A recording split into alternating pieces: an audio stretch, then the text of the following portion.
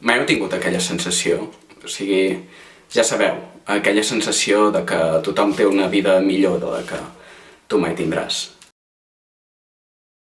En especial, això em sol passar quan surto a la terrassa. Just allà, a la terrassa, després d'haver estat llegint La nàusea de Jean-Paul Sartre, amb el cap ple d'idees existencialistes i amb tota l'ejaculació mental que això suposa. Veig la casa al davant.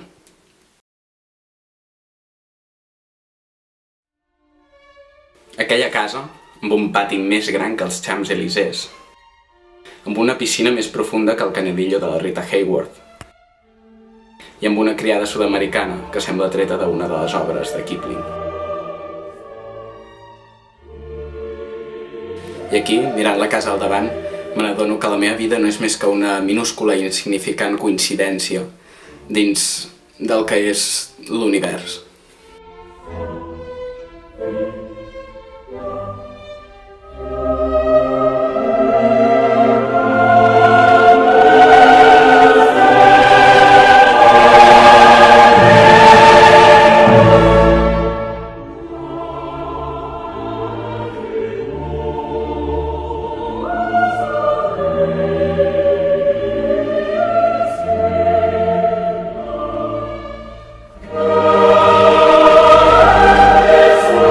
L'altre dia vaig veure el propietari d'aquell casalot i sembla que el jueu aquell no folla des de la guerra al Golf.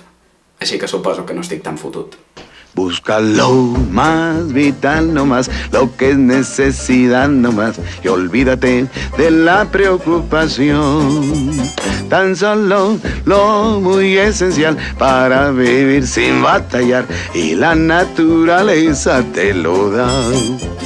No quiera que vaya, no quiera que estoy, soy oso dichoso, oso feliz.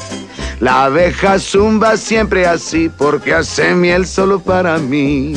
Y las hormigas encuentro bien y saboreo por lo menos 100.